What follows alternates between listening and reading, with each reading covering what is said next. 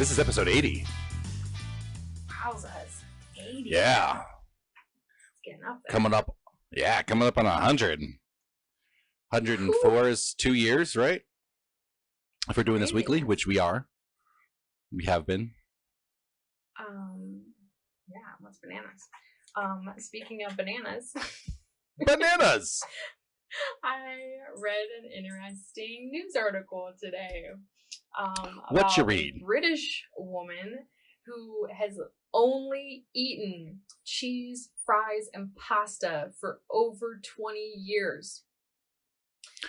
Wow. She had a serious fear of fruit and vegetables. But she was cured by hypnotherapy. So yeah, hypnotherapy. That's wild. Who knew? I've heard people, like it was an actual fear? Well, she says, but as you read on, she didn't like that tomatoes were juicy, and she didn't like that peaches had fuzz, and so it felt like more of like a child and a texture thing than maybe a fear. But I mean, who am I to say what people are afraid of? Maybe she's afraid of fuzzy things. And juicy things, yeah. But it was so bad, she literally like brought her own mac and cheese as like her go-to meal on like dates, like over at people's houses, holidays. Because people would force her to eat fruits and vegetables? And her go-to is mac and cheese? Because she only ate pasta, bread, just carbs and cheese. That's it. And let me guess, she's like 102, right? No, she was 32. Smoking cigarettes. And she worked at a health center. She was a health center receptionist from Coventry, England. Well, that's ironic. Who didn't eat fruit, vegetables, or fish. And it wasn't until she met a man and decided maybe she wanted to lose a little weight for her wedding that she needed to find some other options. She also has an 8-year-old son. And she says, because I don't like fruit and vegetables, I have only been buying him strawberries, but I want him to try lots of different things. Oh. So, man. But you know what? Honestly, looking at her, she looks pretty good for only eating carbs and cheese her whole life. Yeah? Okay, well, good. So, good for her. Yeah, that's super funny. I love vegetables. She didn't try pineapple until she was 32 years old. That's insane. I bet you her fiance is going to be just so pleased with her. Doesn't that just work the other way, opposite? I don't know. I haven't really compared. I don't know either. Fresh fruits is good for everybody. Yeah, probably. Wink. Yeah. So that's funny. It's good to know you can be cured by things from hypnotherapy. He also cooked them for her hypnotherapist, and I feel like probably if someone cooked me food, I would eat it. So that's good. Yeah. Good for him. Good for her. I'm happy that people are eating vegetables. Eat your vegetables, guys. Yeah. Grow up strong. Eat vegetables. The Hulk eats his vegetables. But honestly, it's good to see some Mr. T eats his vegetables instead of sad, depressing news. Yeah, no, I've always been dubious about hypnotism. It's never made sense to me. No, my very, very first apartment was like a big, giant house they had redone into 4 apartments. And they were hypnotists. That's what they did for a living. Very odd people. Very odd. That is odd. Looking back, maybe that wasn't the best choice for a first apartment. But I turned out just fine, right? That's right. Podcasters are very healthy people. We are A-okay.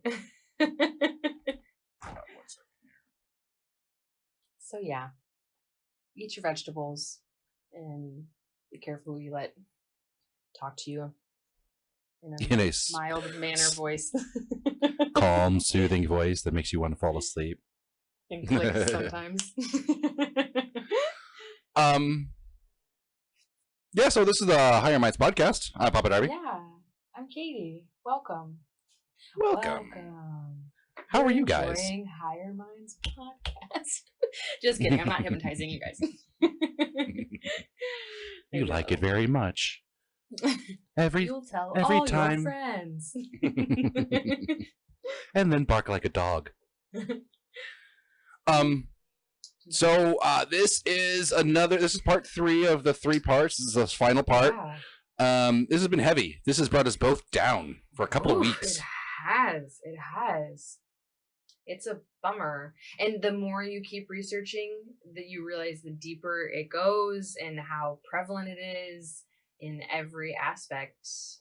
And that's even more so a bummer. Yeah, and I don't want to call you out or anything, and I'm sorry if this is not nice, and I can cut it out if it isn't. But this actually gave you an existential crisis today. It felt like it was like the icing on the cake.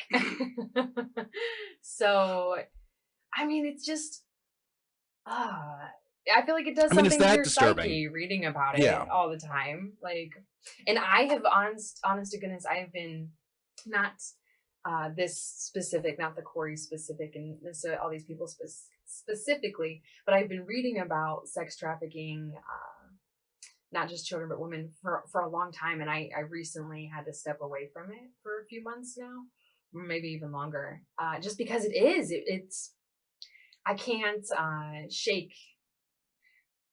I don't know.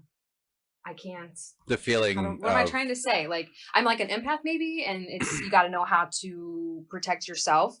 And I'm not succeeding at that right now. A lot of things are getting to me more than, I don't want to say that they used to. I just was better, I don't know, at not letting them phase me like they are now. Well, and this particular episode is a little more focused in this issue and power and the system and how things are set up. And that's depressing too, because these people are people supposedly we have entrusted to guide us as people, as a nation. Morally and legally. Yeah. So, boo. And we've also entrusted them to continue. Yeah, and we've trusted them to be the protectors, and it's letting and with do the right thing. Some of these people, and some of these people, it's letting the fox into the hen house.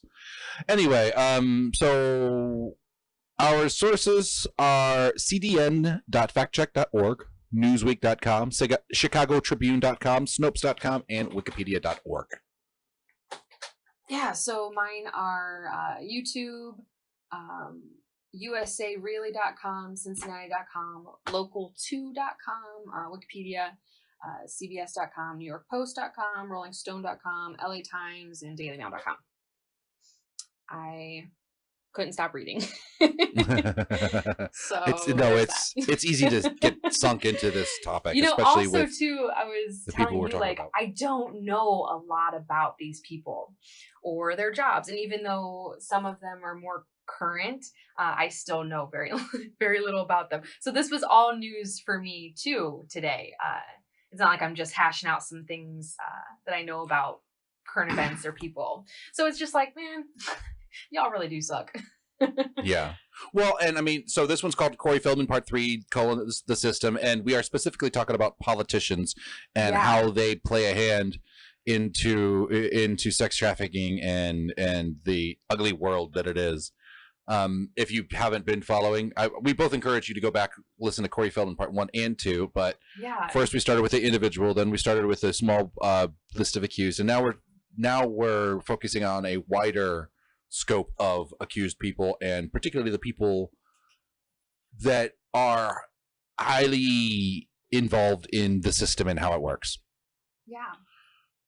And I added also some show notes. I added a template to how we do this, and I think Katie is following along, which is unfair because I added another part. I edited a bit, and I added a pod thesis. So this is the pod thesis for this episode.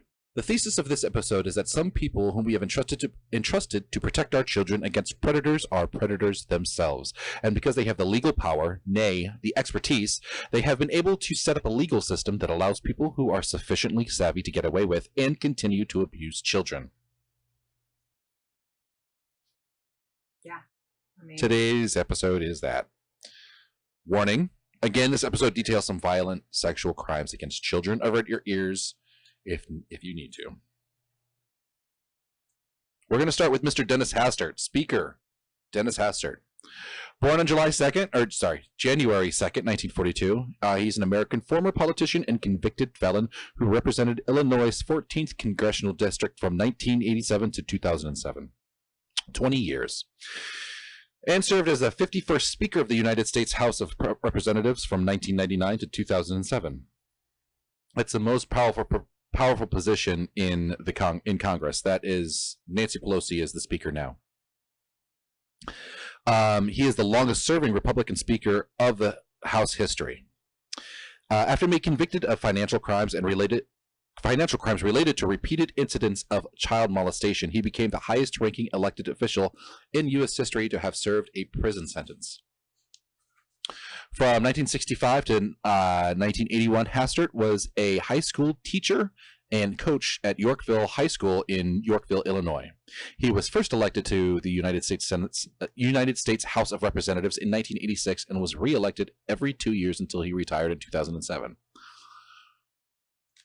That begs the question, the idea of term limits, but that's another episode. I think that should be term limits for congressmen and senators. But that's not the truth. I also don't think they should be able to vote themselves raises. That's a bunch of fucked up.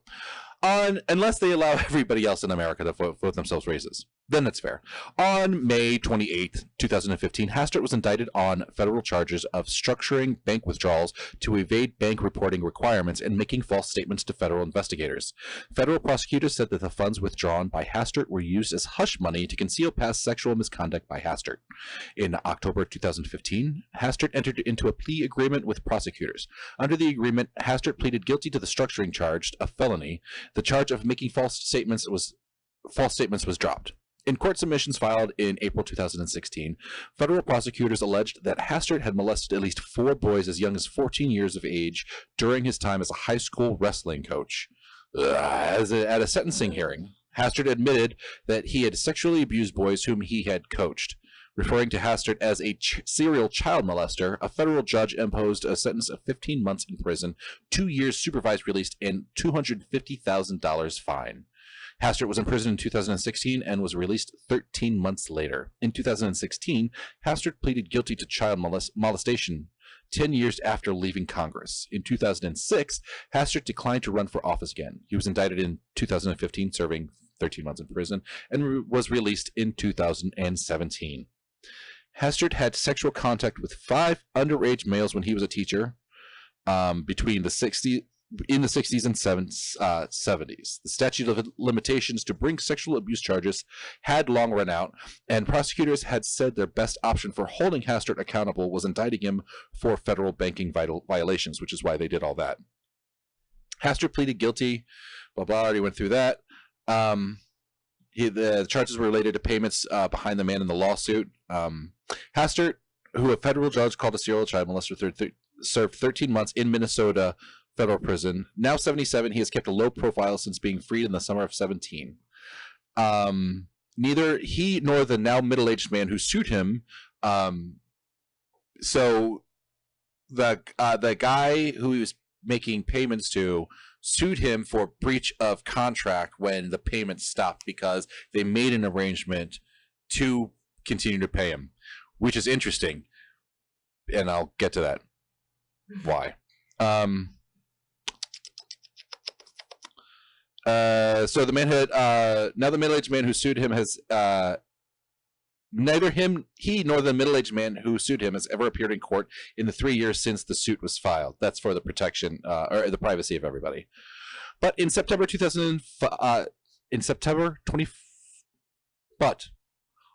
25th, 2018, deposition, Hastert backpedaled on his admissions in the federal court case that he mistreated some former student athletes, including the man who filed the suit. Hastert said he did not object to a statement in federal court that he had that was fed to him by attorneys so he could get it over with. In the deposition, Hastert said he simply worked on a groin pull at the boy's request. God damn, that's no boy asks a wrestling coach to work on their groin pull. That's never happened in the history of anything. As to why he would pay millions if he did nothing wrong, Hastert said he wanted to avoid the media coverage he had seen occur in other scandals involving well-known state and federal politicians. I'm sure he did. Okay. Hastert began making cash payments in mid-2010 in exchange for the man not disclosing that Hastert had molested him while the two stayed overnight in a hotel room during a wrestling camp in the 1970s, according to the lawsuit and documents filed by a federal prosecutors. The boy was 14 at the time. The payment stopped in late 2014 as the FBI investigated Hastert's suspicious cash withdrawals.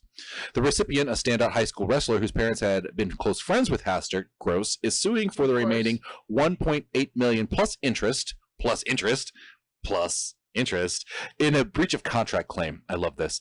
Hastert has countersued. His attorney, John Ellis, argues the verbal agreement is unenforceable because, among other legal issues, the man failed to keep up his end of the deal when he talked about it with relatives, a longtime friend to federal authorities.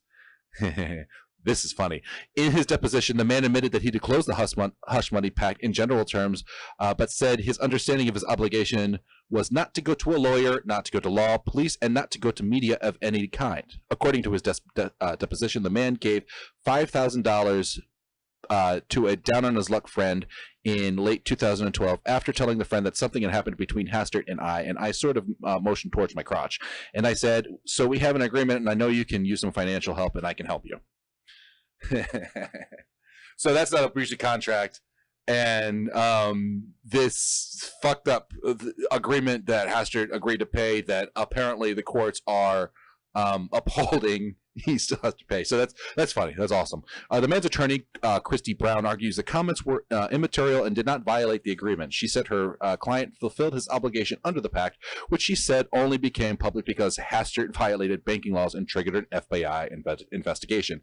So not only did he not did he disclose the information to his friend legally, or at least according to the contract, Hastert himself outed himself by his illegal financial practices. Stupid. So according to the lawsuit, the man said he suffered panic attacks for years that led to periods of unemployment, career changes, bouts of depression, hospitalization, and long-term psychiatric treatment, which is incredibly common among child abuse survivors. Right. Did it say? Wait, did it say how much total money he got? We could probably do the math, but it was some $250,000 every month or some shit like that, and then in the lawsuit against him, it was $1.8 million plus interest for the remaining amount of money. Because I'm trying to like figure out like what amount were you like, you know what, for this much amount of money, what you did's gonna be okay. You know what I mean? I don't think okay is what they were going for. But you know what I mean? Okay enough not to go say something. So for somebody in his position, being Speaker of the House, I'm not sure there's enough money, but there is enough money in the world for me to be bought like that. I don't know where that number is. It's definitely not. It's definitely above 1.8 million. It's way above that. But somebody has the right amount of money. Listeners, come talk to me if you. I'm kidding. Or whore myself out.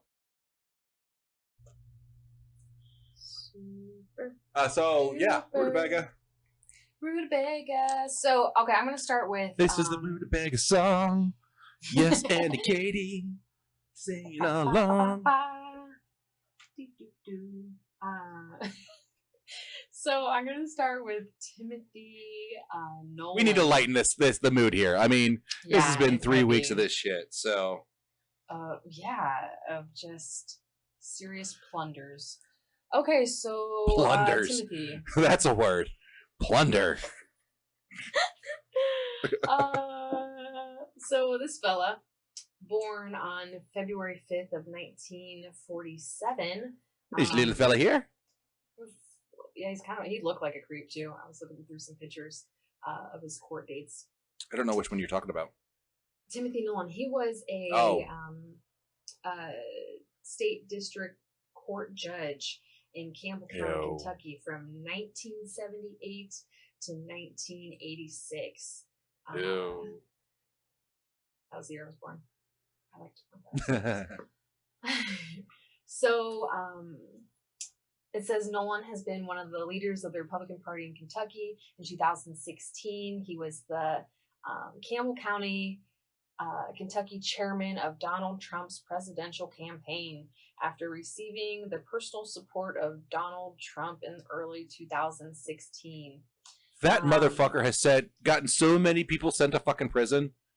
Like, so many people around him have been sent to prison. Yeah.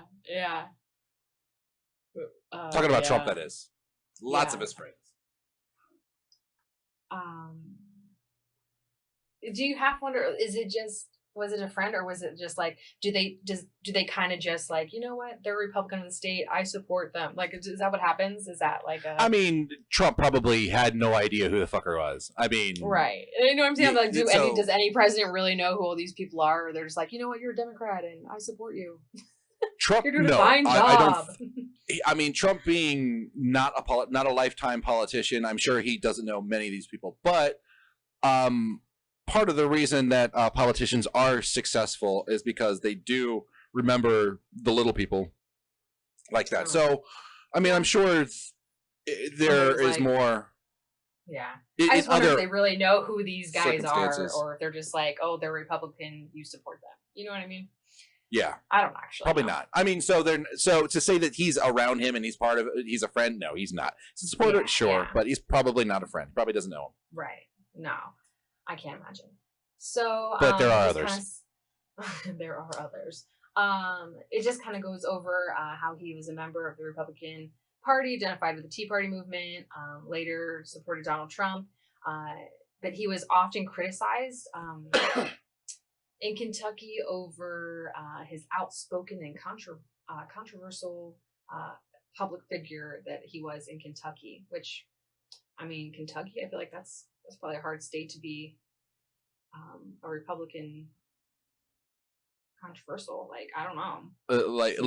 Right, that bar is kind of low for right-wing extremism in Kentucky. Yeah. So, yeah, I live right next to Kentucky, and honestly, there's it's more purple now. I mean, they have a Democratic governor, Bashir, which is extremely surprising when it happened.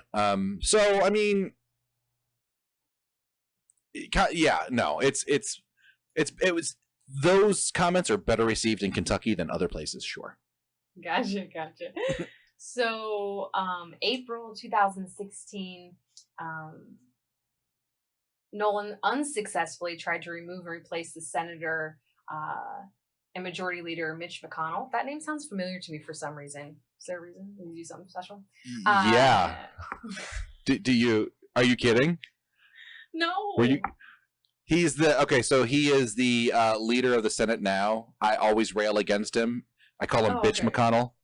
That's maybe that's where I've heard it. I'm like, that name kind of like rings a bell to me. Oh, I hope you meet him someday. Mitch McConnell, that sounds familiar. Do you mean Bitch McConnell? Bitch McConnell? Is your first name actually Bitch? That's wild. Yes, it is. I've yes, been waiting yes, to his meet mom you. named him Can you Bitch. autograph this? That's so funny. Yes. Katie don't know politics. No. That's not a loss for you. That's a win for me. Okay, cool. And that's a win for you too. All right, I'll take it. I need some wins. So, May 17th of 2016, Nolan was appointed by Governor Matt Bevin as one of the 4 members of the first Kentucky Boxing and Wrestling Commission for a term that expired in May of 2019, but he was removed from office days later due to this controversial social media post. Want to know what it was? Because he dressed up in a KKK costume every year. And his lawyer, even though he was trying to defend himself, every year, he wore the same costume. he fell into it annually on the same night. It was just, he didn't mean to do it. Boys will be boys. Ugh, Blah, blah, blah. Yeah, no, bullshit. Fuck that guy. And boys and boo, all of you. Boo. You're just boo. gross. Boo, boo, boo. Boo on you. You suck. Yes, he does. August yes, he does. 2016. On little boys. No. Nolan filed to run for a seat on the Campbell County School Board. Why are all these creeps? I mean, makes sense, but it's just extra annoying when they're around children. It hits me extra as gross. I would and say annoying. that's probably the number one problem with pedophiles is that they're around children. Yeah. Like if they weren't, I don't think it would be a problem. I mean, I think it would. I just think they wouldn't be as accessible. And it makes me question so much why, what is the background procedure here on checking, people out to be around kids? Oh, you mean there is. I mean, it's actually not good. Kind of scrutinous too. But like I said in the thesis, it's the people that do this, the people that we're talking about, are savvy with the law. They know how to manipulate the law and work around it and with it. And you'll see this guy, obviously being a judge, he tried very hard and knew what he was doing and the ins and outs and tried every loophole. It's like he tried. And it was successful for a long time. Yeah. So you'll see. He was just a big grade A creep. So I give him a C. A grade C creep. Not good enough for an A. It's a D. Ah. Erase. I didn't mean that. I didn't. I just now got that, and yeah, gross, Katie. Come on now. I'm sorry. You're better than that. No, that was actually excellent. That was really good. It was unintentional, so no, that's when I'm my funniest. Yeah. So yeah. So he was on. You get a school D. board. Jesus. Sorry. So we can't do awful. that. I'm like turning red. I feel guilty just accidentally saying. Oh man, that's horrible. Fuck these guys. Horrible. Yes. Oh, I hope they get theirs. So he advocated state-supported school vouchers, raising teacher salaries. Yada yada yada. Who cares when we all know what he was really doing? Nolan won the election on the school board in November of 2016. And was noted to continue to serve on the school board when being charged with human trafficking, May 2nd, 2017. But resigned. Wait. Go back there. Say that sentence again, please. Okay. Nolan was noted as continuing to serve on the school board when being charged with human trafficking on May 2nd, 2017. But resigned from the position on May 4th after being indicted on 9 felony and 2 misdemeanor counts. So. Wow. That is disgusting. The second there was even a breath of it, how did that school not be like, don't associate with us ever again? I would imagine, for me, I don't know if like legally or if like, and then people elsewhere don't recognize it as such, but a human trafficking accusation is a giant red flag. Pretty heavy. That's something I look for and would notice. I would think in a school setting. Yes. I would think. Yeah. Why did he have to resign? He resigned 2 days later. Should have been fired immediately. Whatever. So this guy. 2017, Nolan was charged with 28 felonies, including charges of rape. Yeah, charges of rape, human trafficking, witness tampering, prostitution, unlawful transaction with a minor, and sodomy. There was 22 victims, including 8 juveniles. Oh, my stomach just turned. God. So. Man, and you know what? Actually, and listeners and Katie and everybody, this just gets worse. So buckle in.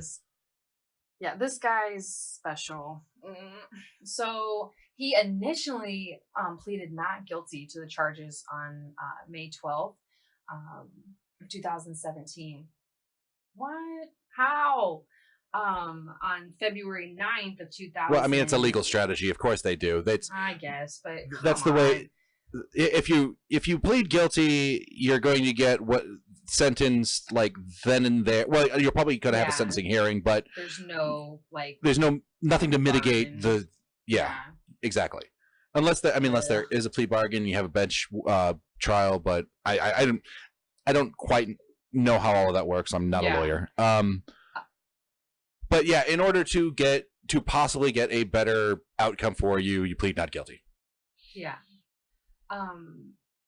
It goes on to say February 9th of 2018, when he was 71, he pleaded guilty to 21 counts, going back to 2004, including 19 victims, including juveniles. The agreement 71? Yeah. That motherfucker won. He had a full life of raping kids. Yes. Like, God, that pisses me off. And this is going back to 2004, which I feel like at that age, at that point in life, that's who you are. It probably went on prior. This is just what he got caught up in. Yeah, for sure. So, well, isn't that the statute of limitations? Oh, maybe, yeah. So 2004, 2018, that's 14 years. Yeah, maybe. I don't remember. I don't know what the statute of limitations are either. It's probably something we should have looked up, but I didn't really think about it until I was just saying it. I was like, there's no way that he, at 71, so that would be 14 years before that, in his late 50s, decided, you know what, I'm going to start touching kids. What? No. So the agreement called for 20 years in prison, and he had to pay a $100,000 fine. I believe he had to pay that fine to a sex trafficking organization. He entered an Alford plea, which I had to look up for some of the charges. Oh, okay. So before you explain it, yes, please explain it. But Alford plea is the same thing that the Memphis 3 pleaded to get out of prison. But please continue. Oh yeah. So I had to look it up. West Memphis 3, something like that. Yeah. You'll correct it next episode if you're wrong. Well, it's a fucked up thing. Yeah, it's essentially when an Alford plea is pleading not guilty, even though the evidence will likely sway the jury beyond reasonable doubt. So even though there's proof in the pudding, I'm not guilty, is what he's saying. So that's whack. So the way it worked for that happens here. The way that the way it worked for the West Memphis 3 is they, after they were in prison for however many years, the prosecutor, in a bitch ass move, offered this Alford plea bargain to get out of prison, saying that essentially lifting the responsibility of their misimprisonment from the state. So they can't sue the state anymore for the 18 or so years that they were in prison unlawfully. So that's how it worked for them. I guess it kind of worked for this guy though, or for it worked for good in this case. So okay, so he the counts indicate he engaged in human trafficking, providing drugs and alcohol to minors in exchange for sex, and threatening to arrest and evict unless sex acts were performed. Jesus fuck. What? Do you need to brush your teeth now? You need some soap? In the bathroom, so I mean I'm not far off. Yeah, what the heck? How cocky can you be in a position to think that you can treat and act like that towards people? And honestly, being a professional, go ahead. No, I was gonna say, just to use your stature as a judge to induce fear and leave them thinking that they have no other option It's horrible. It's horrible. I mean, it's sociopathic. And being a professional, I'm not going to point out that you said the word cocky. Good guy. Yes. Not going to even notice it. Yep. I'm going to try to stop saying dumb stuff. No. That's not dumb. That's funny. Nolan was supposed to be sentenced a previous hearing, but he tried to withdraw his guilty plea and fire his attorneys. What a bitch. Right.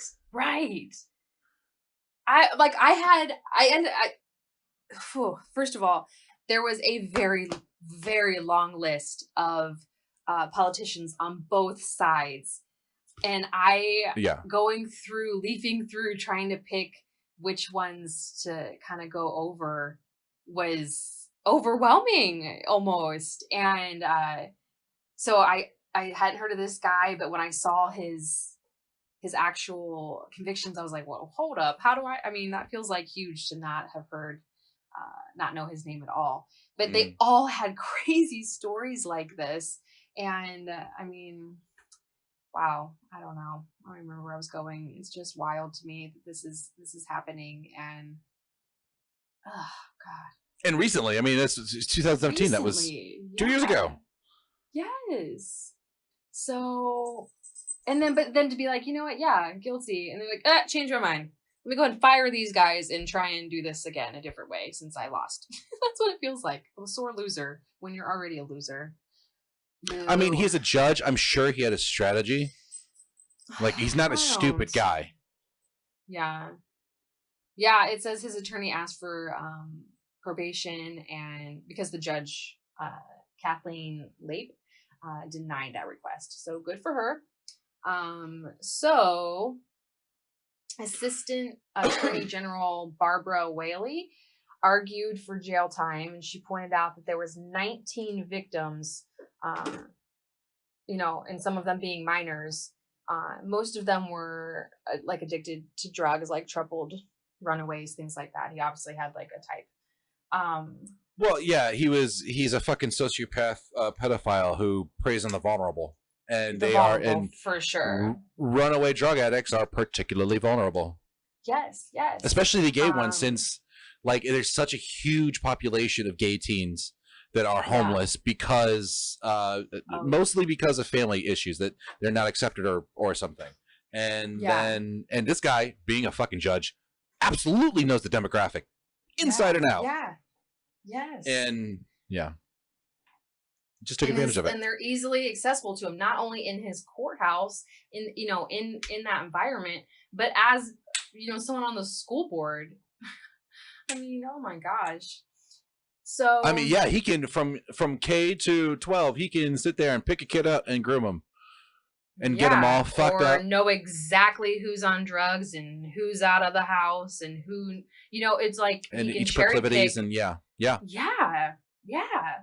So, it was like a menu. Like I'm not even thinking the breadth of this guy's disgustingness. I don't even. I'm sure I'm not I'm not thinking of the entire thing, but he had a menu to pick off of. Yeah, that's fucking gross. It is. It's yucky. So without the plea agreement, he faced up to 70 years in prison, and with his 20-year sentence, he'll be eligible for parole in 4 years. I know things work certain ways, but it is alarming to me that someone who, what they've done is so vile and disgusting, they should have gotten 70 years, but they only got 20, but he'll be out in 4. 4 years is enough. That's not even a year. That's a miscarriage of justice per person of his victims. Each one of those victims didn't even get to say he went away for 1 year for doing this to me. That's not fair. No, that's not right. Mean, this guy won. You said he went away at 71. I mean, he can still live another 25 fucking years after that. Fuck him. I hope someone does and he dies in jail. That was awful, but it's kind of how I feel. Oops. Karma's on him, really, not you. It is, yeah. So he also has to pay, I did jot it down, $110,000 to the Human Trafficking Victims Fund. That's nothing. He was a fucking judge for years, a long time. Decades. So I mean, he's got the money. He's fine, and he's friends with Bitch McConnell. That name sounds familiar. So his attorney Margot Grubbs initially made Nolan available for an interview in the courtroom before the bailiffs had stopped it, and she said, I assume Margot's a girl, I assume. She said that Nolan took responsibility for his actions, which everything I've read so far does not feel like that's true. And she made. I'm sorry, who said that? The judge? No, his attorney. Oh, Nolan's okay, yeah. Yeah. So I mean, she's doing. I guess she's doing her job, but how do you even do that? But she kind of made cryptic reference to generational differences on how sex is viewed. Quote, he took full personal responsibility for these acts that in his potential day and generation would not necessarily be considered to rise to the level of human trafficking.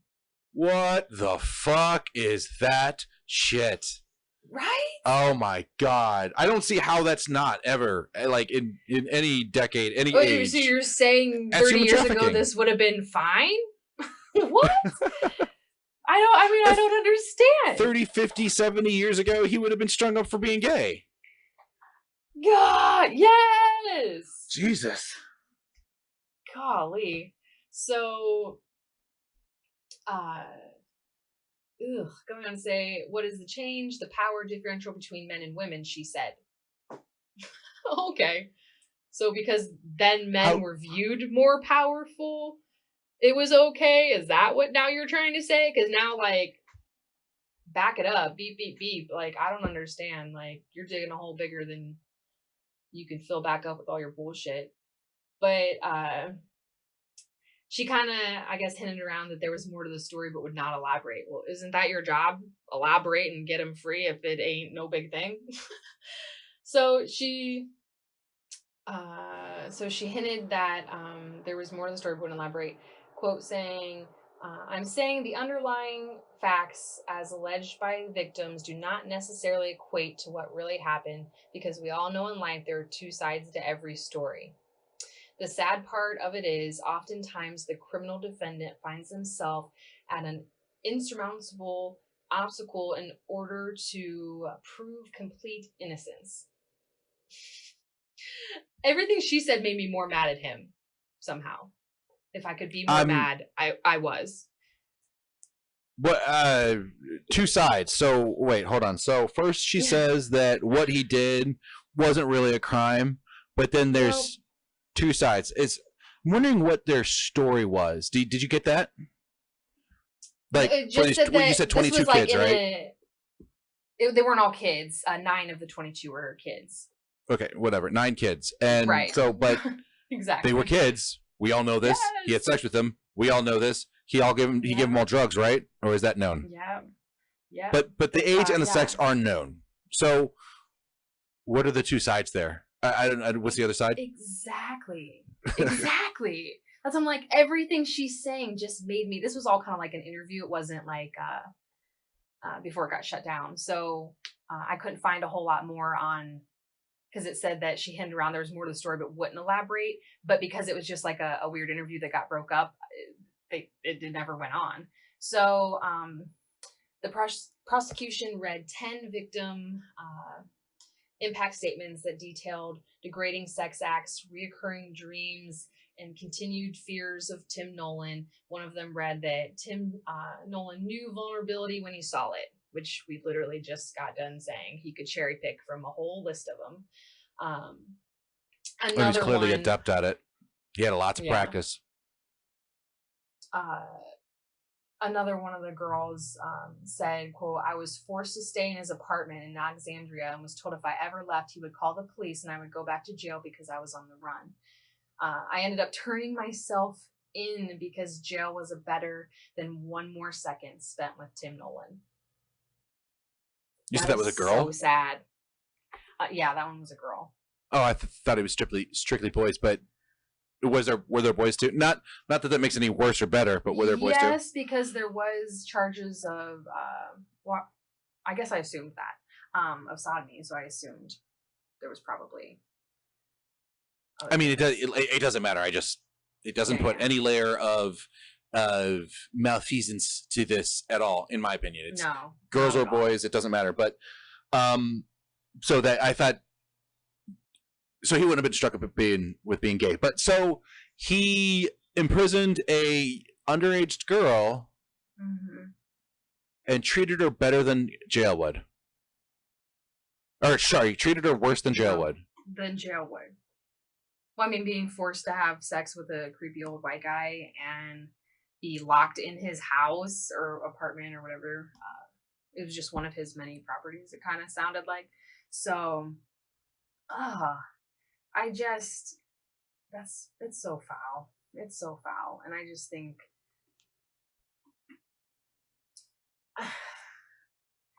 I'm having trouble wrapping my mind around, like, because you kind of want to, like, step in their shoes for a second to kind of get the advantage of, like, there's no way to ever know how they feel. Or, you know what I mean? Or how they'll deal with it. And it's just, ugh. You mean the victims? To think of right? Yeah, the victims. Sorry, yeah. Yeah. I just think of a kid who looked at him as, like, a way out of a bad situation to realize you were, like, in your own personal hell. Like, and I'm going to go to jail because that's better than spending one more second with this guy. I feel bad. It's so fucking horrible. It's scary. So his story just was extra disturbing to me. Maybe because I knew nothing about it prior. I don't know, but it was. No, it's not. Because the more I was reading, I was just like, wait, what? Wait, what? Like the whole time. Like, ugh. No, that's. From every little thing. That's disturbing, not because. That's just because it's disturbing, not because you just heard about it. Yeah, I mean, yeah, but I don't know why. They're just rocking me right now. I'm just like, ugh. Every story I read, I'm just like, how could this be? Don't worry. Next week it turns happy. Well, turns adventure. Puppies and rainbows. Not horror. No. There's still some blood. So, yeah. But happy blood. Revolutionary blood. Revolutionary. Yeah. So, yeah. That was Tim Nolan. That was Tim Nolan. That is rutabaga. Jim Jordan. I've railed against this motherfucker before, so fuck this guy. Jim Jordan, born February 17th, 1964, is an American politician serving as the U.S. representative for Ohio's 4th Congressional District since 2007. I believe that's up around Columbus. Flavortown! A member of the Republican Party, he is a former collegiate wrestler and collegiate wrestling coach. Just so you know, there's no accusations against Jordan, but his situation is interesting, and you'll see why. Jordan was the ranking member of the House Oversight Committee from January 2019 to March 2020. Currently, he is a position. Oh, I'm sorry, he's not currently. So just recently, a position he left to become the ranking member of the United States House Committee on the Judiciary. Also called the House. So the House Judiciary is a standing committee of the United States House of Representatives. It is charged with overseeing the administration of justice within the federal courts, administrative agencies, and federal law enforcement entities. The Judiciary Committee is also the committee responsible for impeachment of federal officials. Because of the legal nature of its oversight, committee members usually have a legal background, but it is not required. Jim Jordan does not have a legal background, and he is the ranking member, just so we know. Which means that he is in an extremely exceptional position to manipulate the enforcement of law. So Jordan was an assistant wrestling coach with Ohio State University's wrestling program from 1987 to 1995. Ohio State University began an independent investigation in April 2018 into allegations of sexual misconduct by former wrestling team physician Richard Strauss. Strauss was the team's physician during Jordan's tenure as assistant coach. Strauss committed suicide in 2005. I hope it hurt, motherfucker. In early 2018, at least 8 former wrestlers said that Jordan had been aware of, but did not respond to allegations of sexual misconduct by Strauss. Jordan's locker was next to Strauss's, and Jordan spent so much time in the locker room that he created and awarded a King of the Sauna certificate to the member of the team who spent the most time in the sauna talking smack. So you're getting rewarded to spend more time in the sauna? Naked in a hot, steamy room.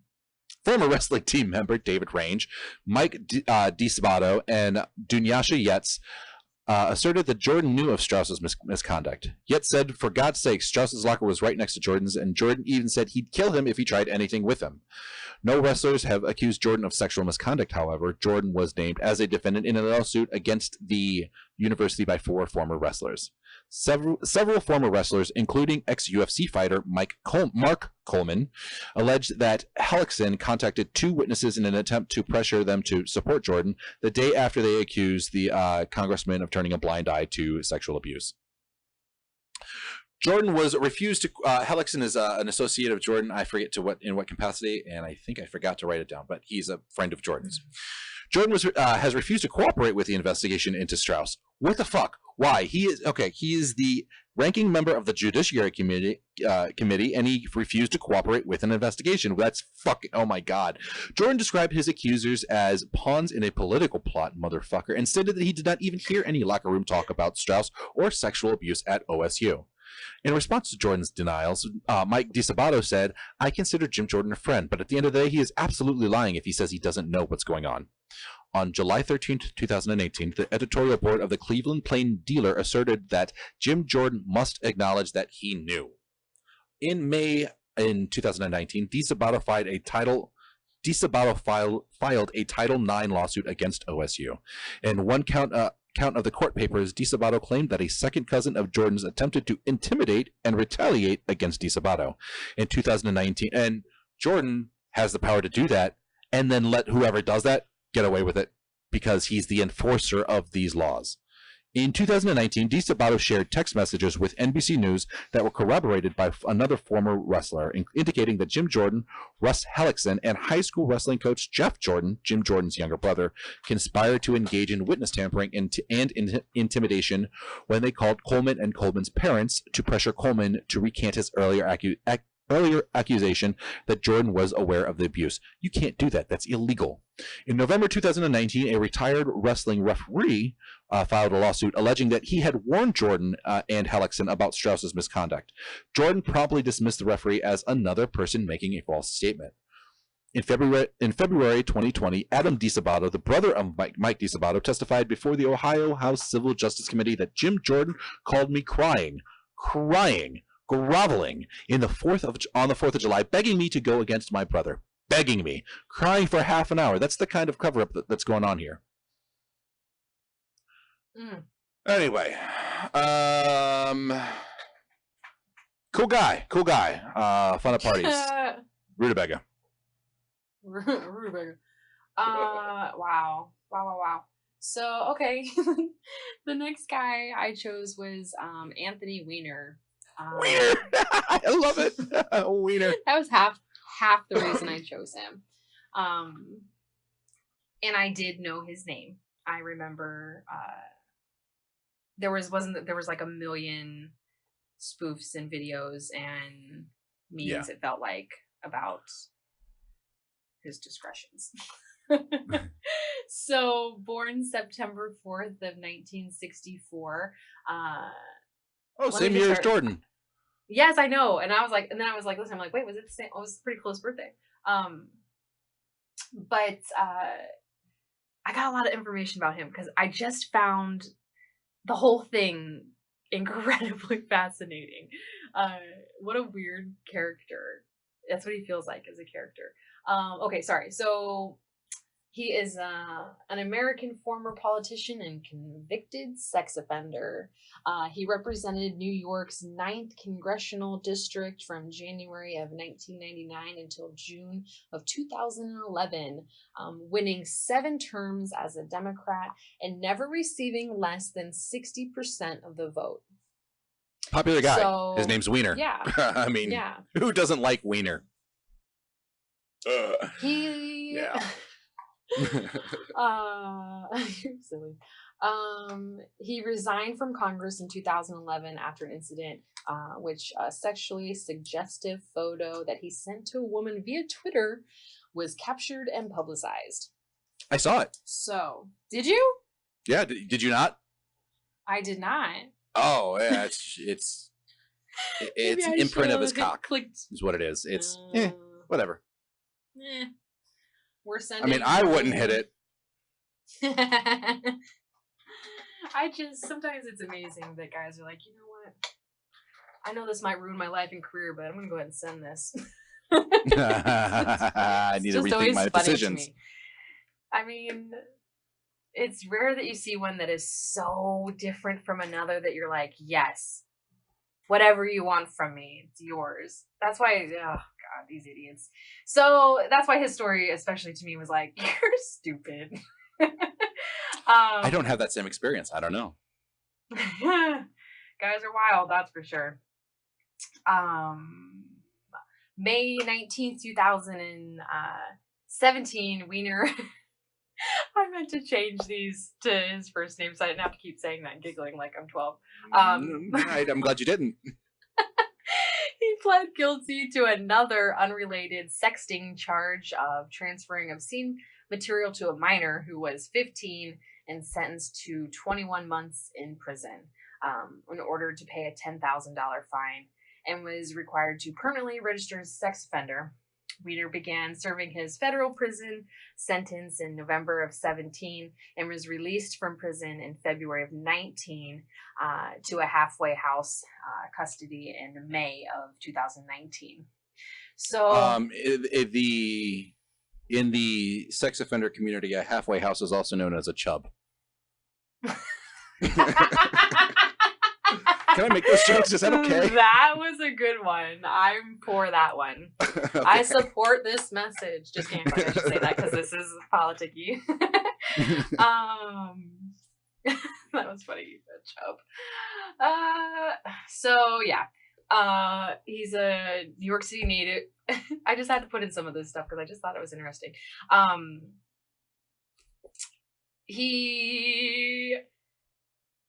New York City native. Wiener attended public school and graduated from SUNY Plattsburgh in '85 with a BA in political science, and was a member of the New York City Council from '92 to '98, and a congressional aide to U.S. Representative Chuck Schumer. I did know that name. Yeah, I'm sure. From 1985 to 91. You know that Chuck Schumer's Amy Schumer's uncle? Is that true? Yep. Oh, because you always make stuff up that I always believe you. Nope, that one's true. All right. Well, that's interesting. Is it? No, I just needed to interject. No. Okay. I was gonna let that one slide. I did not know it. It was kind of interesting.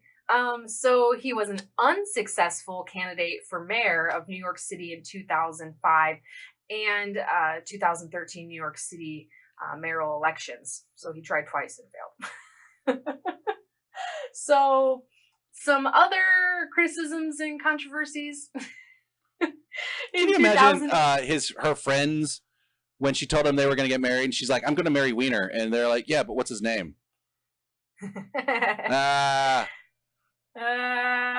Funny. But did you get to see it first? Like, what? So in 2008, the New York Times kind of characterized Wiener as one of the most intense and demanding of bosses. The newspaper described him as he just pounds you hard and night and day, just pounding and pounding. Sorry. Wiener jokes. Cut it out. Okay, so just so hard on you. I hate me. I don't like this either. Laugh more this one. We're becoming numb to it. No, not at all. No. We laugh so we don't cry. Just kidding, that might be me. The newspaper described him as a person who often worked long hours with his staff and required them to be in constant contact via BlackBerry. He frequently yelled at them and occasionally threw office furniture in anger. So I had a boss he like totally that. looks really Like I fucking. That's my dad. Oh, I No, don't. he doesn't throw stuff, but he does yell. Oh, yeah, no. You start yelling and throwing shit. I just no. Like I can be yelled at. That's not it. You start throwing shit. Yeah. I'm out the door. I'm done. Yeah. I've been yelled at before. That doesn't hurt too bad. It's occasionally through an office furniture. No big deal. As a result, Wiener's actions. The Times reported that he had one of the highest staff turnover rates of any member of Congress, and this included Wiener had the highest staff. This is why I chose him. The setup is there so much. Because the next story is so horrible. It's really bad. And I feel like I'm going to be learning a lot of that for the first time too. So it's great. It's not good. So yeah, this included the departure of 3 chiefs of staff within an 18-month period. Wiener admitted he pushed his aides hard. But said Jesus, that that's so sorry. bad. He pushed his AIDS and his gonorrhea and his herpes really hard. Pushed hard. But said that his speaking at a high decibel level was never was part of his background and style, not necessarily shouting. It was just a high decibel level. And actually, some people that my family all loud. Like family gatherings are a ruckus, and we're just all loud people. Like Italian families, they're just loud, but yeah. Let's go to throw casual racism, furniture? sure. I mean, I love you, Smash. It says some former employees were critical of his supervisor practices, and others praised him for his intense involvement. So I guess it really depends on the person.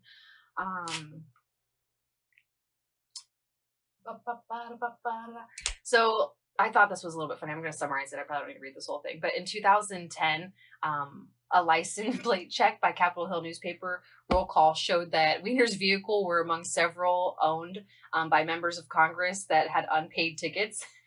And his past due fines spanned 3 years and totaled more than $2,000. Were among the highest uncovered. But it was kind of funny because Wiener had previously criticized UN diplomats for failing to pay parking tickets to New York City, claiming that they owed $18 million to the city. But he had them too, in the highest of everyone. I think that in the position diplomats and congressmen, they have immunity from parking tickets. I think it's just one of the perks. Kansas City $500 in parking tickets. Oh shit! You did not admit that here. Nope, I don't know that to be true. I saw homeless people with tickets taking them off everybody's cars, so it's hard to say how much any of us owe. Erase. I wish I didn't admit that. Just kidding. I don't really care. I don't really care at all. Okay. Yes. So, oops, I scrolled too far. So a little bit of personal information about his wife, because I didn't know this. You did. I did not, but obviously I don't know a lot about politics. In 2009, he became engaged to, you'll have to correct me if I'm saying her name wrong, Huma? Abadan? I don't remember her name, but yeah. Huma Abadan. I'm going to go with that. So she was a long time personal aide to Hillary Clinton, from a kid on, 18, fresh out on. I just thought that was interesting. And they married in July of 2010, and former President Bill Clinton officiated their wedding. Interesting. Yeah. Fun fact? I don't know. Yeah. So they had one son. And in 2016, she announced that she was separating from Weiner. uh, and announced her intent to divorce with sole physical custody of their son. After he pled guilty, she ended up filing, and they withdrew and ended up trying to do it privately to spare their son further embarrassment. But he was only 6, so I don't know how much he really, I don't know. Ace is 6. Would he really understand? Like, you'd have to really like tell him what happened for him to know what was going on. It's in this sphere, in the circle of people that they travel. Everybody else knows, and so the kids know, and all that too. And it's the friends, kids that fuck with the kid and at school and shit, and that sucks. Because that's just the world they're in, and that's big news in that world. Yeah, it's really. It's big news nationally too, but more so there. Smaller pond. So, on to the meat and gravy here, the scandal itself. May 27th, 2011, Weiner used his public Twitter account to send a link to a woman who was following him on Twitter. The link contained contained a sexually explicit photograph of himself. After several days of denying that he had posted the image, he held a press conference which admitted that he had exchanged messages and photos of an explicit nature with about 6 women over the last 3 years and apologized for his earlier denials. After the explicit photo was leaked through the Twitter account of a listener of the Opie and Anthony show. So that's twice we've talked about them fellas. So Weiner announced on June 16, 2011 that he would resign from Congress, and he formally did so on the 21st. A second sexting scandal began on July 23rd, 2013, which was several months after Weiner returned to politics in New York City mayoral race. Weiner sent explicit photos under the alias Carlos Danger to a 20 yeah, I remember that. That was funny too. That's a load of fun. Carlos Danger. That's super funny. To a 22-year-old woman whom he had contact as late as April 2013, which was more than a year after he had left Congress. So he just can't help himself. The woman was later identified as Sydney Leathers. She was an Indiana native who first came into contact with him when she expressed her disapproval of his extramarital behaviors. So, wait, what? I am picturing their wedding announcements, the Danger Leathers. The Leather Dangers wedding. Danger Leathers. I like it. Danger Leathers. Hashtag dangerous. It's the name of my next band. So she started an affair and then said, "I don't like the affair." Not she, not her. They did. He's is much to blame, if not all to blame. But is that what I'm understanding? The way I understood, is she just trying to trap him? The way I understood it was she, because it says she first came into contact with him when she expressed her disapproval of his extramarital behaviors. Oh, that was when she first came into contact. Yeah. Oh, okay. She didn't condemn him after the relationship. No, yes, that's ironic. Prior, and then went ahead and whatever. So August 28th. Well, he obviously parlayed that into me too, but you know what? You're special. Do you want to see this? I'm going to send it to you. Again, because he just sends it out randomly to people. I got one from him too. He just goes to the phone book. My cell phone's in the phone book. So August 28th, 2016, the New York Post reported that Weiner had sexted another woman, including sending a picture while he was laying in bed with his young son. What a douche. I have pictures of me laying in bed with my Mulder. I do. Fair enough. New York Times reported the next day that Weiner and his wife intended to separate. Was he married at this time? I thought he was divorced. This that all happened before the divorce?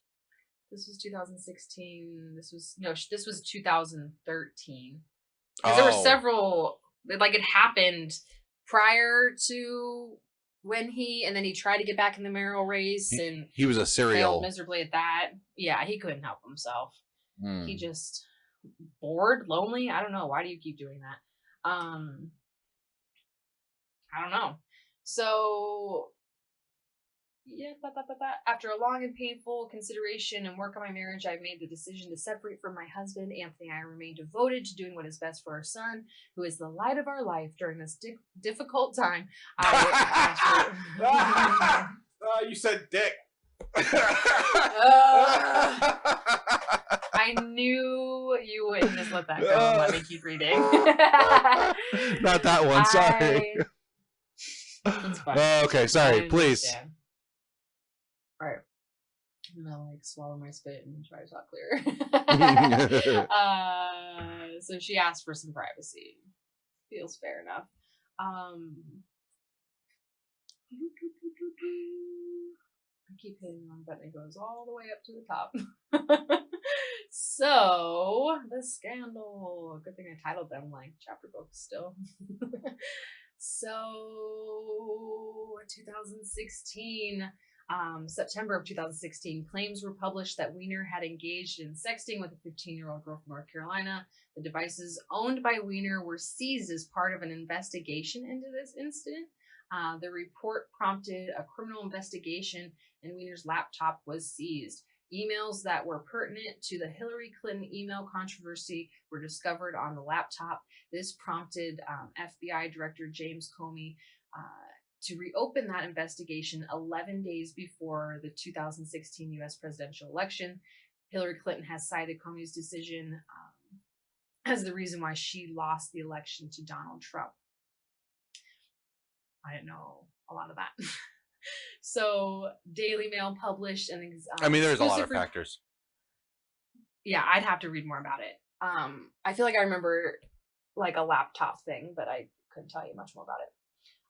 Daily Mail published an exclusive report stating that the former New York Congressman and mayor hopeful Anthony Weiner, who had already been involved in an unprecedented number of extramarital sexting affairs, had yet another unprecedented online... Really? I mean, I don't know. Maybe it's a bit hyperbolic. Not times to get caught. Nah. Yeah. So this is just a little more detail about the girl, since that's kind of what we're really shooting for here. But said that he initiated contact over Twitter. From there, they'd reportedly chatted over apps like Skype and Confide. I don't know that one.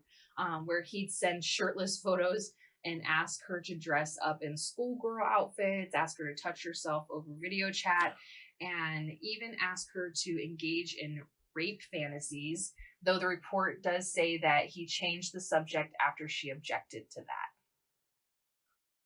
15, did you say? 15. And he knew this. Oh, God. So, that's stomach turning. Oh, my God. What? I mean... Like, he looked into this girl's face and said this shit. Was video chatting her and was like, oh, man. That's brutal. Every time I think things are getting lighter and easier to talk about, it's like, oh, no, here's the harsh reality of what's happening here. My daughter is 13, which is slightly younger, but the next story is about a 13-year-old girl. And this fucks with me a lot. Oh, but are you? Oh, I'm a little bit more. Sorry. Yeah. So,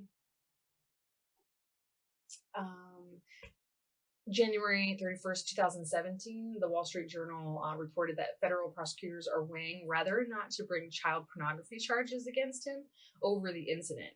I thought that was kind of interesting, since it was, I don't know.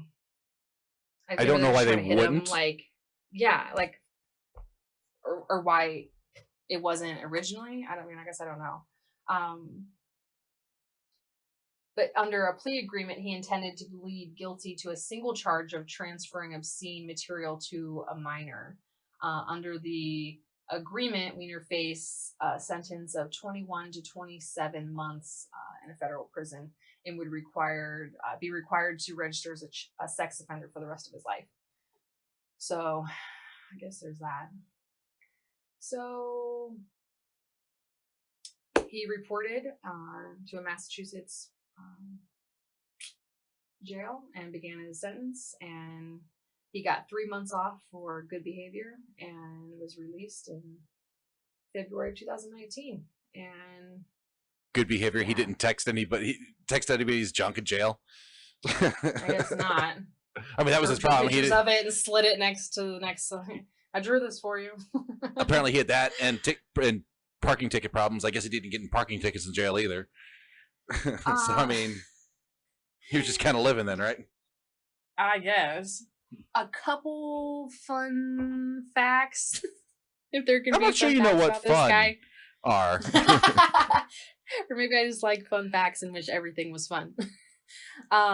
Things I thought were fun, notable, weird. I don't know about Anthony Weiner. So in 2013, him and his wife let people come like film a documentary about his mayoral campaign, and it premiered at the Sundance Film Festival. I tried to look it up, but I wasn't going to pay for that. He also was on Sharknado 3. Oh, hell no. Oh, hell no. Funny. He played the director of NASA, and he had a cameo on Alpha House. And there also at the Access Theater was the Weiner monologues. Somebody did monologues about his sexting.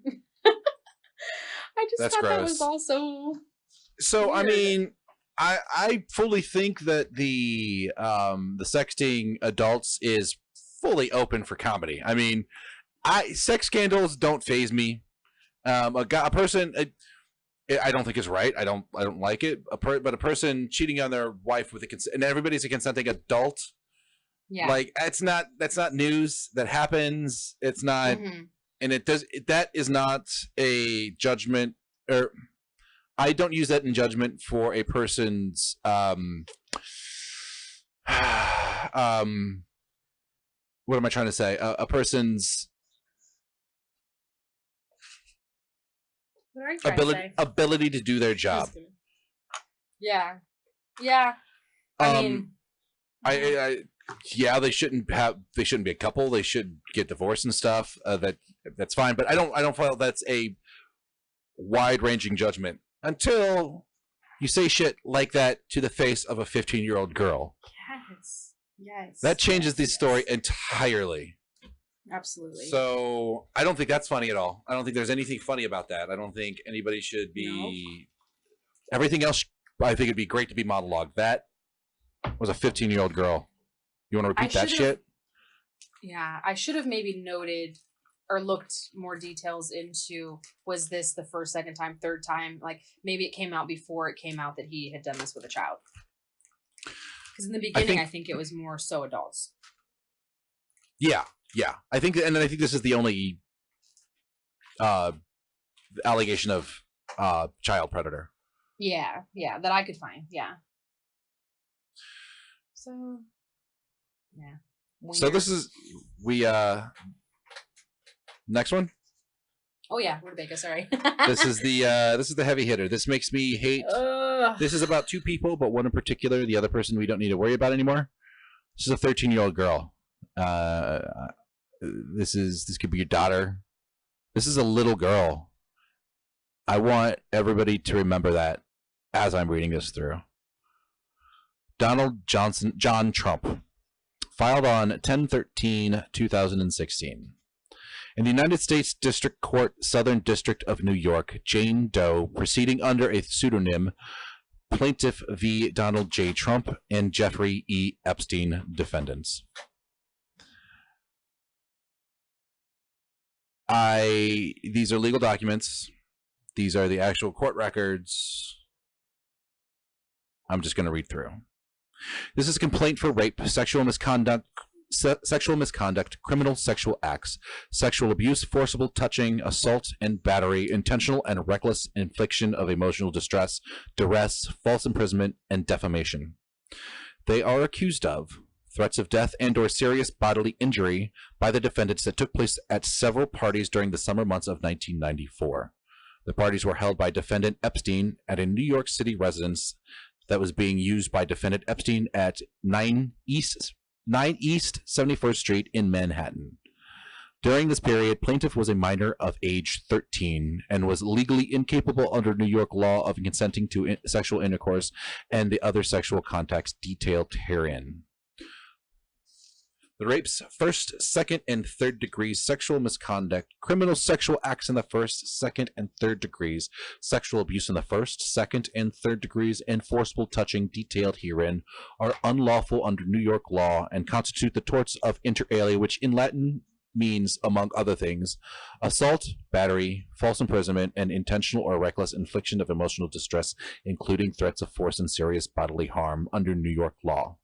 In addition, U.S. Code provides plaintiff with a civil remedy for personal injuries because plaintiff, while a minor, was a victim of violations of different statutes. She suffered personal injury as a result of such violations. Declaration of Plaintiff Jane Doe, Exhibit A hereto. Declaration of Tiffany Doe, Exhibit B hereto. Declaration of Joan Doe, Exhibit C hereto. Jane Doe, Tiffany Doe, and Joan Doe are each pseudonyms, as each woman wishes anonymity, and they are underaged. Tiffany Doe, a witness, was an employee of defendant Epstein. Exhibit B, Jane Doe, or I'm sorry, only one of them was underage, the 13-year-old. Exhibit B, Jane Doe, a witness, was a childhood classmate of plaintiff who in the 1994-1995 school year was told by plaintiff that plaintiff was subject to sexual contact by the defendants at parties in New York City during the summer of 94. I'm sorry, two of them were underage. Plaintiff was enticed by promises of money and a modeling career to attend a series of parties with other similarly situated minor females held at a other young girls held at a New York City residence that was being used by defendant Jeffrey Epstein. At least 4 of the parties were attended by defendant Trump. Exhibits A and B on information and belief. By this time in 1994, defendant Trump had known defendant Epstein for 7 years. They say, Trump says, I've known Jeff for 15 years, terrific guy. Trump's booms from a speakerphone in 02. He's a lot of fun to be with. It is even said that he likes beautiful women as much as I do, and many of them are on the younger side, no doubt about it. Jeffrey enjoys his social life. Donald J. Trump. And knew that plaintiff was then 13 years old. Defendant Trump initiated sexual contact with plaintiff at 4 different parties. On the 4th and final sexual encounter with defendant Trump tied plaintiff to a bed, 13 years old, exposed himself to plaintiff, and then proceeded to forcibly rape plaintiff. During the course of this savage sexual attack, plaintiff loudly pleaded with defendant Trump to stop, with no effect. So this little girl is screaming. Defendant Trump responded to plaintiff's pleas by violently striking the plaintiff in the face with an open hand and screaming that he could do what he wanted to do. He fucking smacked this little girl because she was defending herself, because he was raping her. Immediately following this rape, defendant Trump threatened plaintiff that were she ever to reveal any of the details of the sexual and physical abuse of her by defendant Trump, plaintiff and her family would be physically harmed, if not killed. Defendant Epstein had sexual contact with plaintiff at 2 of the parties. The second sexual encounter with defendant Epstein took place after the plaintiff had been raped by defendant Trump. Defendant Epstein forced himself upon plaintiff and proceeded to rape her anally and vaginally, despite her loud pleas to stop.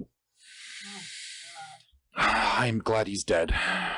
I wish it hurt. I hope it hurt. Defendant Epstein then attempted to strike plaintiff about the head with a closed fist while he angrily screamed at plaintiff that he, Epstein, rather than defendant Trump, should have been the one who took a plaintiff's virginity. Before a plaintiff finally managed to break away from defendant Epstein. God damn. Oh my God. I kind of wish he was still alive so I can have some private time with him. The threats of violence against plaintiff and her family continued, this time from defendant Epstein, who again reiterated that plaintiff was not to reveal any of the details of his sexual physical abuse of her, or else specifically plaintiff and her family would be seriously physically harmed, if not killed. While still under threats of physical harm by coming forward and having no reason to believe that the threats have ever been lifted or would ever be lifted, plaintiff, who has suffered from stress, emotional distress, mental pain, and suffering, among other problems, ever since the assaults, was subjected to daily painful reminders of the horrific acts of one of her perpetrators, defendant Trump, via mass media coverage of him starting on or about June 16th, 2015, that over a short period of time became continuous and unavoidable. As a direct and proximate result of the sexual assaults and rapes perpetrated by defendants upon her, plaintiff has suffered stress, emotional distress, and mental pain and suffering, as well as adverse physical consequences.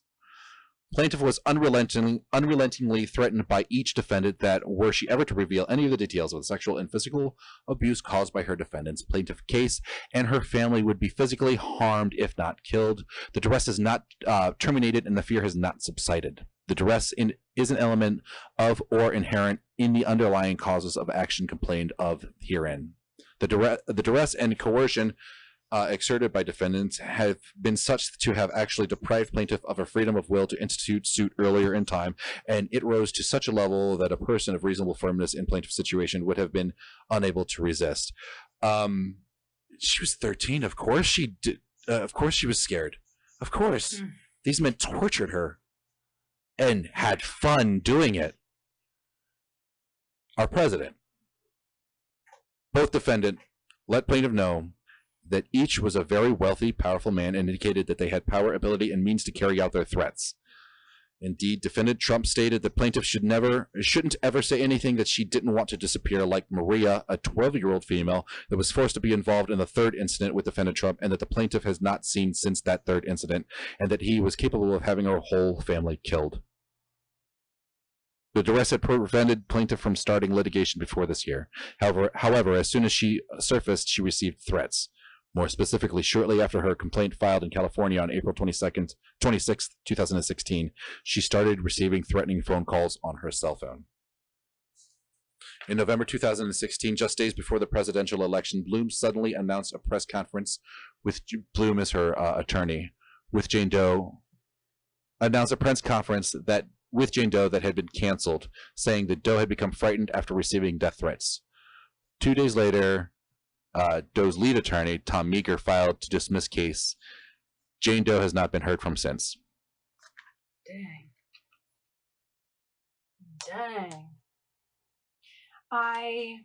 This is about Trump, but the Epstein stuff I have looked into is just utterly, it's unlike any movie or book that could possibly exist. It's just unfathomable. There was an island, a place dedicated to this. It's just, it's so sick. It's so sickening. And him getting suicided is just such, what an easy way out for him, even if it wasn't his choice. You know what I mean? Even if he didn't kill himself. I'm not satisfied with it. Yeah. No, it's not. It's not enough. It's knowing he is burning in hell is not enough for me. It's just not. But yeah, he felt he was Zeus upon Olympus, and we are all his playthings. Yeah. Wow. I mean, it's just so disturbing. Yeah. And it's sad that there's nothing, there's no protection that anyone feels like they could get to come out and say, hey, this happened to me. And I know I'm not the only one. But they're still, I mean, as adults live in such fear. So, oh God, I can't imagine. I cannot imagine. Yeah, I hadn't heard the specifics of this. I knew that this was out there during the election and everything. But yeah, this was the first time reading this. Yeah. And it was really, it's like, and that was the first time reading it aloud, and that hurt. Mm-hmm. I don't want our story to be biased, because this is not a left-right thing. This is a power thing. The powerful people do this. The powerful sociopaths do this. So this is not agenda against Trump politically. Right. And the list, I feel like it says that enough. I mean, there was many to pick from both sides. Right. So I probably maybe should have gotten out of the way up top. This is not. It's not. Yeah. It's not about getting Trump out of office. It's about punishing. Yeah. And honestly, predator. It's about. I mean, do your own research. I mean, I'm a firm believer in that, of not skimming headlines and reading. If you want to know something, read about it. But man, read with caution, because this story and the Epstein documents, and I skimmed through that. I got through about 100 pages of that 2000 that came out just recently, and I was like, nah, I'm good. I'm good on knowing anymore.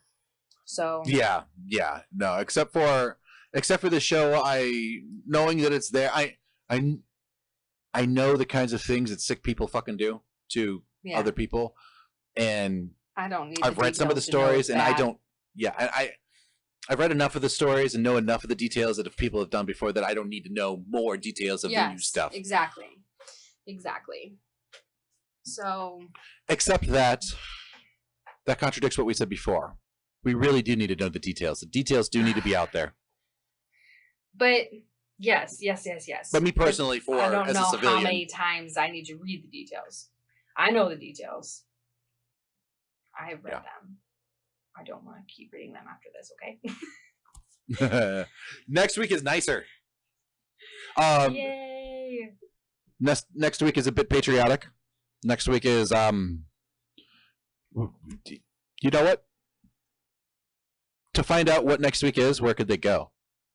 Oh, you know where you could go check that out? HigherMindsPodcast.com, our very all-inclusive website that you can listen to our show. You can. Could get links to our Facebook if you wanted to chit-chat with us. Leave us a comment, like, share any of our posts. Twitter, Instagram, all the things. You can get to them from there. All the things. So that's pretty awesome. Yeah. Every one of them. Calendars, all kinds of stuff. Calendar. I like calendars. Yeah. I love being organized. So next week is, I'll just say, is Agent 355. I don't know too much about it right now. I've read a little bit of it. I haven't read enough, so I don't know what to say, but it's pretty cool. And I have a theory. Agent 355 is, to this day, unknown who that person is. Yeah. We know that it was a female spy under George Washington. That's what I read. I have a hypothesis, but I am in no way a historian, and my guess is a knee-jerk guess. Well, I'm anxious to hear it. Yes. It might change, though. I'll let everybody know what I think now, and my opinion might change by next week. But it won't, because I'm usually right the first time, every time, always.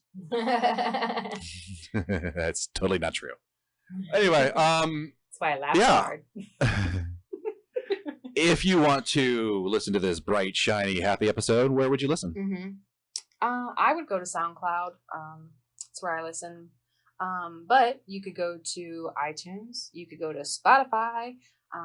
Anywhere you like to listen. Stitcher. Anywhere. All of them. It'll be there. Yep. So. Google us. Yeah. Do that. Yeah, hit up the Google. That's what I do for things. The Google machine. Googly woogly. I'm sure that's what they say down in Silicon Valley. I'm sure. Googly woogly. Anyway, this has been the Higher Minds Podcast, and I am Papa Darby. And I'm Katie. Deuces, y'all.